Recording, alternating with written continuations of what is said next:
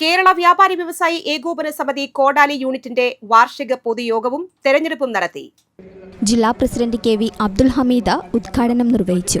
Unit president PG. Ranjimon അധ്യക്ഷത വഹിച്ചു. ജില്ലാ general secretary N R. Vinod Kumar മുഖ്യപ്രഭാഷണം നടത്തി.